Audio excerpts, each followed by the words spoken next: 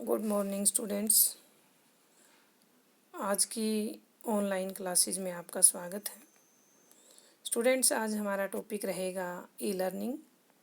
E learning का संप्रत्यय क्या है, ई लर्निंग की विशेषताएं क्या हैं, इसके मूल तत्व कौन कौन से हैं। स्टूडेंट्स, हम ई लर्निंग का संप्रत्यय क्या है इसके बारे में जानेंगे।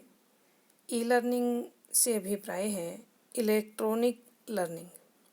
इसमें अध्यापक और विद्यार्थी में अंतःक्रिया करने के लिए ऑनलाइन तकनीक का प्रयोग किया जाता है और इसमें आमने सामने व्यक्तियों की अंतःक्रिया नहीं होती। ई लर्निंग का प्रयोग विभिन्न संदर्भों में किया जा सकता है, जैसे डिस्टेंस एजुकेशन के लिए, कंपनियों में अपने कर्मचारियों को प्रशिक्षण प्रदान करने के लिए, व्यापार के क्षेत्र में कॉस्ट इफेक्ट यानी कि मूल्य प्रभाव का ऑनलाइन प्रशिक्षण के रूप में, शैक्षिक वेबसाइट से भी संबंधित है। कंप्यूटरों की शिक्षा में प्रयोग करते समय ई लर्निंग औपचारिक और अनौपचारिक होती है। इसमें इंटरनेट का प्रयोग होता है। कुछ लोग ई लर्निंग के लिए ऑनलाइन अधिगम शब्द का प्रयोग करते हैं। रोजनबर्ग के अनुसार ई लर्निंग से अभिप्राय है इंटरनेट तकनीक के ऐसे उपयोग जिनके द्वारा ज्ञान और कार्य क्षमता में वृद्धि के विभिन्न रास्ते खुल जाएं। स्टूडेंट्स, ई लर्निंग की विशेषताएं क्या हैं, इनके बारे में चर्चा करेंगे कि ई लर्निंग में सबसे पहले उनकी विशेषताओं में अधिगम प्रक्रिया को प्रभावशाली बनाना, कि ई लर्निंग तकनीक की सहायता से अधिगम प्रक्रिया को प्रभावशाली बनाने में सहायता मिलती है। लचीली और ज्ञानपूर्ण शिक्षण विधियाँ। ई लर्निंग की शिक्षण जो विधियाँ हैं ज्ञान से भरपूर होती हैं, जिसका लाभ अधिगमकर्ता को मिलता है। मूल्यांकन में शीघ्रता। ई लर्निंग के माध्यम से अधिगम प्रक्रिया का तत्काल मूल्यांकन संभव होता है। ज्ञान प्रबंधन। ई लर्निंग द्वारा ज्ञान का प्रबंधन संभव होता है। इस प्रणाली द्वारा अधिगम के उद्देश्यों को स्थापित करने के साथ साथ उन उद्देश्यों को प्राप्ति में अर्जित प्रगति को मापा जा सकता है। सुविधानुसार अधिगम। स्टूडेंट्स, इस विधि द्वारा हम अपनी सुविधानुसार सीख सकते हैं। इसमें वीडियो कॉन्फ्रेंसिंग, टेली कॉन्फ्रेंसिंग आदि का प्रयोग किया जा सकता है, किसी तकनीक की उप प्रणालियाँ नहीं। स्टूडेंट्स, ई लर्निंग किसी तकनीक की उप प्रणालियाँ नहीं हैं। अधिक विस्तृत संप्रत्यय। ई लर्निंग संप्रत्यय जो है उसमें कंप्यूटर और वेब तकनीकियों का प्रयोग किया जाता है। स्टूडेंट्स, ये थी ई लर्निंग की विशेषताएं क्या हैं। अब ई लर्निंग के मूल तत्व क्या हैं, इनके बारे में जानेंगे कि ई लर्निंग में शामिल जो मूल तत्व हैं वो इस प्रकार से हैं। सबसे पहले आता है शिक्षा शास्त्र। शिक्षा या विज्ञान पेडागोजी कहलाता है और ये विज्ञान के ज्ञान पर आधारित व्यवस्थित प्रयोग होता है। इसका अर्थ है कक्ष विधियाँ और शैक्षिक तकनीकियाँ।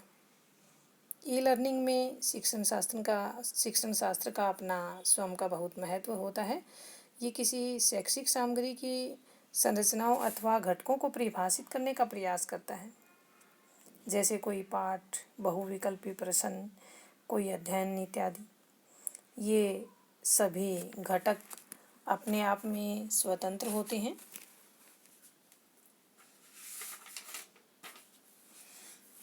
किसी भी विषय वस्तु के निर्माण के प्रारंभ में उसकी विधियों का मूल्यांकन किया जाता है। शिक्षण काल में कठिनाई स्तर को भी ध्यान में रखना पड़ता है। यह न तो अधिक हो और न ही कम होनी चाहिए, क्योंकि ई लर्निंग में शैक्षिक सामग्री के निर्माण के इन उपागमों का प्रयोग किया जाता है। ज्ञानात्मक एवं भावात्मक पक्ष। इसमें विषय वस्तु के निर्माण के दौरान विद्यार्थियों के ज्ञानात्मक और भावात्मक पक्ष की ओर ध्यान देना बहुत ही आवश्यक होता है, क्योंकि इससे ये पता चलता है कि अधिगम प्रक्रिया में मानव मस्तिष्क किस प्रकार से कार्य करता है। और इसी प्रकार जो भावनात्मक पक्ष है, जैसे अभिप्रेरक, रुचियाँ, मनोरंजन आदि का भी महत्व होता है, क्योंकि इसके माध्यम से इस प्रकार की फीडबैक मिलती है। व्यवहारात्मक और संदर्भ पक्ष। स्टूडेंट्स, शिक्षण का प्रमुख उद्देश्य होता है छात्र के व्यवहार में परिवर्तन करना। शिक्षण कला में छात्र के व्यवहारात्मक और संदर्भ पक्षों की ओर ध्यान देना चाहिए, जैसे कौशल, व्यवहार का ज्ञान, दूसरे व्यक्तियों में मुलाकात या सामूहिक अनुसंधान तथा अध्ययन की सहायता करना आदि। सामाजिक निर्माण उपागम। शिक्षण कला में सामाजिक निर्माण की ओर ध्यान देना भी बहुत आवश्यक होता है, क्योंकि बच्चों में संपर्क की रचना करने की क्षमता होती है तथा समूह में संपर्क रचना की क्षमता का विकास किया जा सकता है। स्टूडेंट्स, अनुदेशनात्मक रूपरेखा। किसी पाठ्यक्रम को निर्धारित करके उसमें से अनुदेशन तैयार किया जाता है और इस दौरान अध्यापक या अध्यापकों के समूहों की सहायता ली जा सकती है।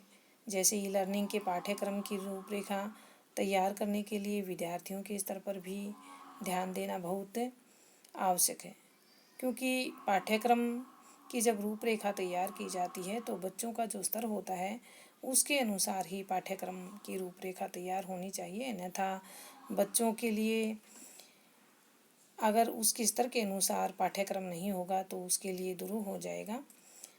मानकीकरण। ऐसे मानक भी निश्चित होने चाहिए जिन पर अनुदेशनात्मक जो सामग्री है वो खरी उतरे, यानी कि जिस प्रकार की अनुदेशनात्मक सामग्री का हम कक्ष में प्रयोग करते हैं और इसका ध्यान अनुदेशात्मक सामग्री तैयार करते समय ही किया जाना चाहिए। पुनः उपयोगिता। स्टूडेंट्स, ई लर्निंग में इसकी सामग्री की प्रवृत्ति पुनः उपयोगिता वाली होनी चाहिए, यानी कि उस प्रकार की जो सामग्री होती है उसको फिर से दोबारा प्रयोग किया जाना चाहिए। उसका इस प्रकार की होनी चाहिए कि उसका बार बार प्रयोग हो सके।